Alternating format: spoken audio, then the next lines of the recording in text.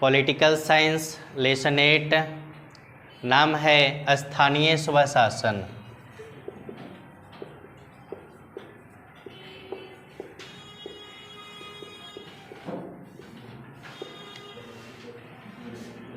इसको local governance भी कहा जाता है।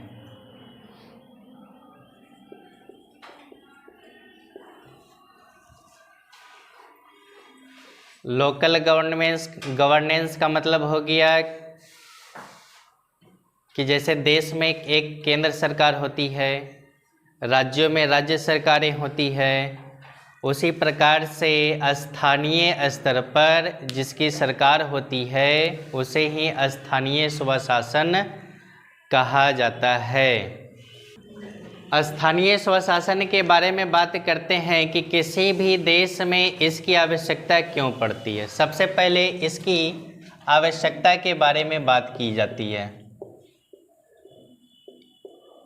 आखिर इसकी आवश्यकता क्यों पड़ती है, तो ध्यान दीजिएगा, किसी भी देश में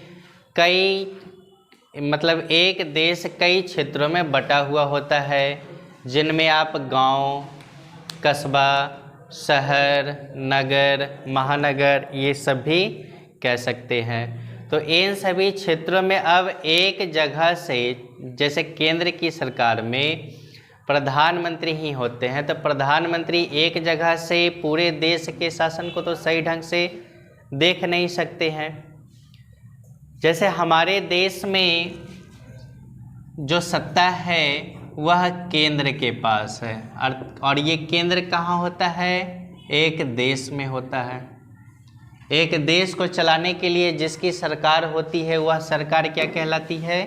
केंद्र की सरकार होती है। और इस केंद्र की सरकार का काम होता है राज्यों की सरकार की देखरेख करना। राज्यों की सरकार की देखरेख करना ही इसका काम होता है। और राज्य में भी क्या होता है कि कई सारे क्षेत्र बटे हुए होते हैं। राज्यों का क्षेत्रफल इतना बड़ा होता है, राज्यों में कई समाज इतने बड़े होते हैं कि एक जगह से इन सभी क्षेत्रों को देख पाना, शासन को संभाल पाना बहुत ही कठिन हो जाता है। तो उसी कठिनाई को दूर करने के लिए हमारे देश में जिस सरकार की व्यवस्था की गई है, जिस शासन की व्यवस्था की गई है, उसी शासन को कहा गया है लोकल गवर्नेंस, अर्थात स्थानीय स्वशासन। बात करते हैं कि संविधान में स्थानीय स्वशासन को मान्यता कहाँ दिया गया है। इस शासन पद्धति को, क्योंकि हमारे देश का शासन जो है वह मौखिक रूप से नहीं चलता है, लिखित रूप से चलता है। और हमारे देश के लिखित कानून को जिस नाम से जाना जाता है वह नाम है संविधान। और संविधान में मान्यता दी गई है 7वीं अनुसूची में। संविधान की 7वीं अनुसूची में स्थानीय स्वशासन को मान्यता दिया गया है। संविधान की 7वीं अनुसूची में यह भी कहा गया है कि राज्य जो है स्थानीय स्वशासन की व्यवस्था करेगा। स्थानीय स्वशासन की व्यवस्था का जिम्मा जिसे सौंपा गया है वह अधिकार किसके पास है? राज्यों के पास है। यानी इसकी व्यवस्था, स्थानीय स्वशासन की व्यवस्था किसको सौंपी गई है? राज्य को सौंपी गई है। तो सबसे पहले जानेंगे कि यह स्थानीय स्वशासन होता क्या है। तो स्थानीय स्वशासन का मतलब हो गया स्थान, किसी भी छोटे से स्थान का शासन। और किसी भी छोटे से स्थान की पहचान किस रूप में की जाती है? तो इसकी अलग व्याख्या संविधान में ही कही गई है। देखते हैं आगे। स्थानीय स्वशासन के संबंध में हमारे भारत के संविधान में आर्टिकल 40 में ये साफ साफ कहा गया है कि राज्य जो है ग्राम पंचायतों का गठन करेगा। ग्राम पंचायतों का गठन के साथ साथ इसे एक स्थानीय स्वशासन के रूप में मान्यता देगा। इस संबंध में 1957 में एक कमेटी गठित की गई। उस कमेटी का नाम है बलवंत राय मेहता समिति, और इसी समिति ने एक अपनी सिफारिश प्रस्तुत की और सिफारिश में कहा गया कि हम स्थानीय स्वशासन को त्रिपटलीय व्यवस्था में विभाजित करते हैं। किस में विभाजित करते हैं?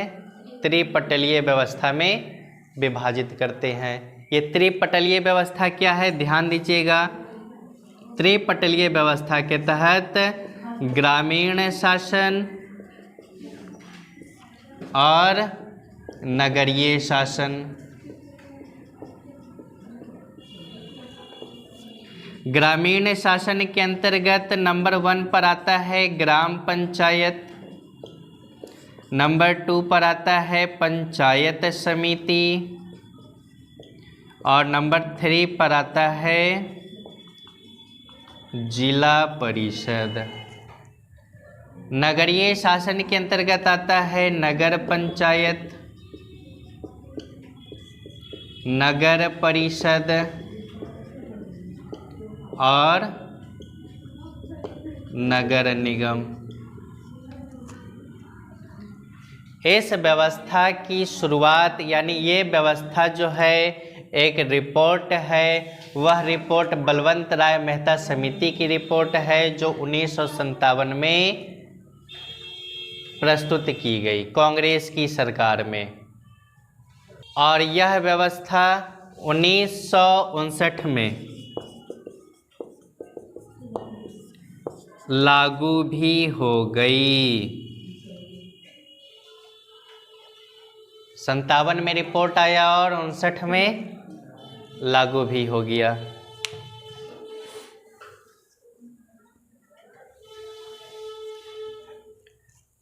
लेकिन जब भारत में जनता पार्टी की सरकार बनी 1977 में, तो 1977 में जब जनता पार्टी की सरकार बनी तो इस पार्टी ने पंचायती राज व्यवस्था में सुधार के लिए एक कमेटी का भी गठन किया। उस कमेटी का नाम है अशोक मेहता समिति। 1977 में जनता पार्टी की सरकार ने पंचायती राज व्यवस्था में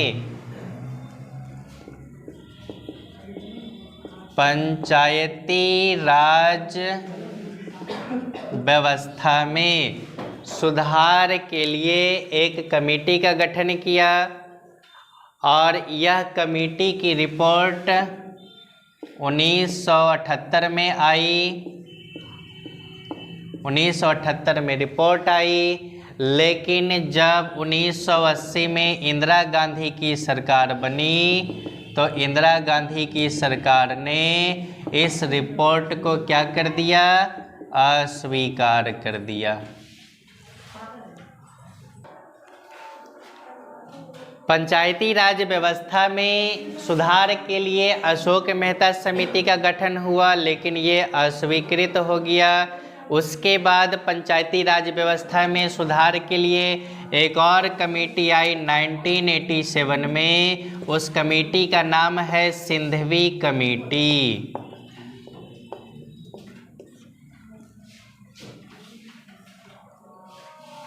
इस कमेटी की भी अपनी कुछ सिफारिशें थी।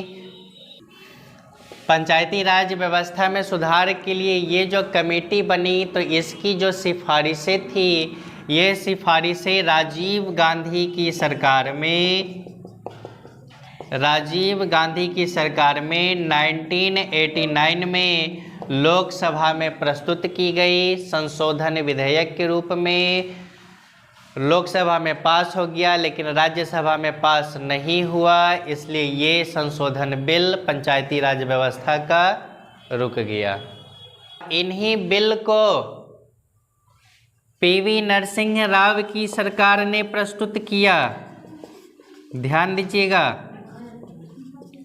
पंचायती राज व्यवस्था में सुधार का बिल सिंघवी कमेटी की जो रिपोर्ट थी 1987 में कमेटी बनी, 1989 में राजीव गांधी की सरकार ने संशोधन विधेयक के रूप में इसको प्रस्तुत किया, लेकिन पास नहीं हो पाया। और इसी बिल को पीवी नरसिंह राव की सरकार में जब प्रस्तुत किया गया तो यही संशोधन संविधान का 73वां और 74वां संशोधन कहलाया। 73वां संशोधन ग्रामीण शासन का और 74वां संशोधन नगरीय शासन का कहलाया। इस संशोधन विधेयक को संविधान की 11वीं अनुसूची में जोड़ा गया। संविधान की 11वीं अनुसूची में जोड़ा गया। जबकि ये सब मुद्दा किस अनुसूची का था? कल बताए थे 7वीं अनुसूची का था।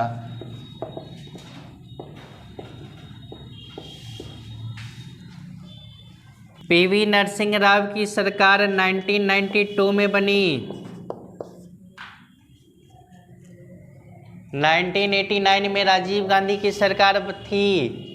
ध्यान दीजिएगा, 1980 में इंदिरा गांधी की सरकार थी और जब ये बिल पास हो रहा था तो नेहरू जी की सरकार थी। समझ में आया?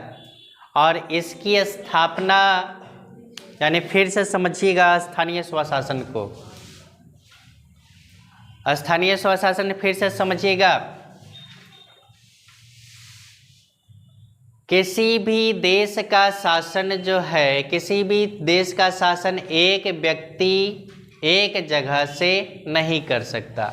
इसके लिए हमारे संविधान की 7वीं अनुसूची में व्यवस्था की गई स्थानीय स्वशासन की, और इसी स्थानीय स्वशासन की व्यवस्था की गई। चूँकि हमारा देश का जो कानून है वह लिखित नहीं चलता है, मौखिक नहीं चलता है, लिखित चलता है। और हमारे देश का जो लिखित कानून है वह कानून क्या कहलाता है? संविधान कहलाता है। और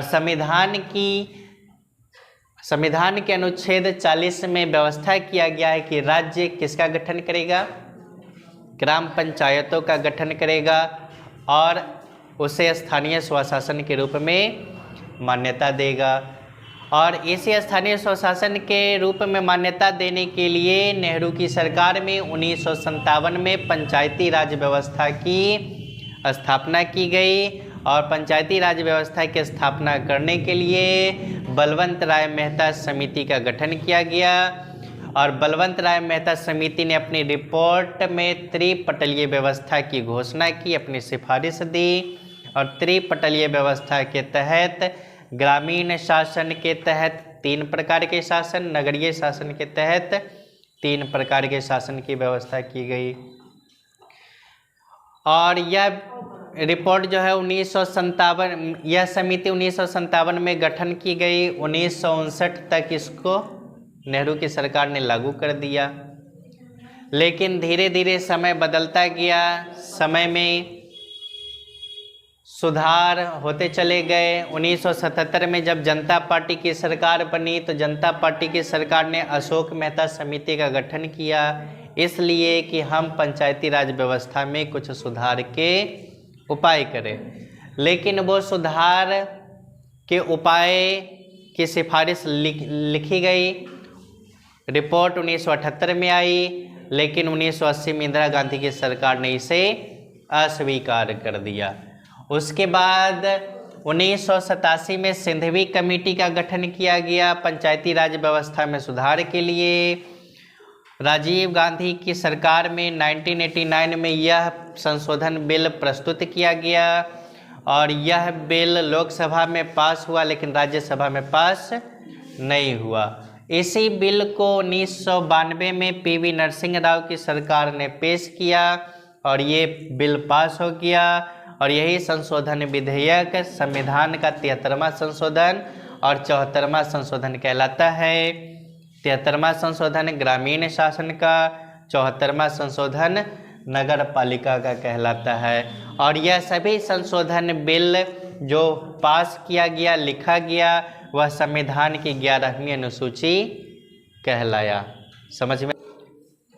ग्राम पंचायत के बारे में जानते हैं। संविधान का 73वां संशोधन और संविधान के भाग 9 में इसका उल्लेख किया गया है। इसी में कहा गया है कि राज्य जो है पंचायती राज की व्यवस्था करेगा और पंचायती राज व्यवस्था के तहत त्रिस्तरीय शासन होगा। त्रिस्तरीय व्यवस्था में नंबर 1 पर ग्राम पंचायत, नंबर 2 पर पंचायत समिति और नंबर 3 पर जिला परिषद का गठन होगा। लेकिन यदि किसी राज्य की जनसंख्या 20 लाख से कम हो, यदि किसी राज्य की जनसंख्या 20 लाख से कम हो, वहाँ द्विस्तरीय व्यवस्था होगी। नंबर 1 पर ग्राम पंचायत और नंबर 2 पर जिला परिषद। कहाँ? जिस राज्य की जनसंख्या 20 लाख से कम हो वहाँ ये 2 व्यवस्था, और जिस राज्य की जनसंख्या 20 लाख से अधिक हो वहाँ त्रिस्तरीय व्यवस्था का गठन किया जाएगा। इसका उल्लेख संविधान के भाग 9 में वर्णन है। पंचायतों के चुनाव 5 वर्षीय होंगे। चुनाव 5 वर्षीय, और यदि राज्यपाल इस चुनाव को भंग करना चाहे तो भंग कर सकता है, लेकिन भंग करने के 6 महीने के बाद फिर से चुनाव हो जाने चाहिए। इनके उम्मीदवारों में आरक्षण की भी व्यवस्था की गई है। SC, ST, OBC, महिला, सभी के आरक्षण की व्यवस्था की गई है। 1/3 आरक्षण महिलाओं को दिया गया है। चुनाव कराने की जिम्मेदारी राज्य चुनाव आयोग को दी गई है।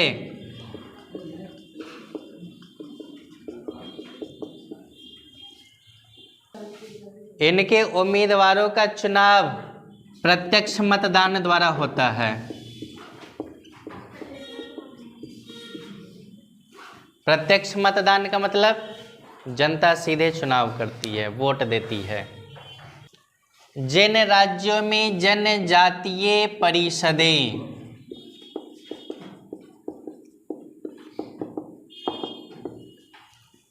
जिन राज्यों में जनजातीय परिषदें होती हैं उन राज्यों में पंचायती राज व्यवस्था का कानून लागू नहीं होता है। 24 अप्रैल 1993 को भारत सरकार ने नई पंचायती राज व्यवस्था लागू की। यही कारण है कि हर वर्ष 24 अप्रैल को भारत सरकार पंचायती राज दिवस मनाती है।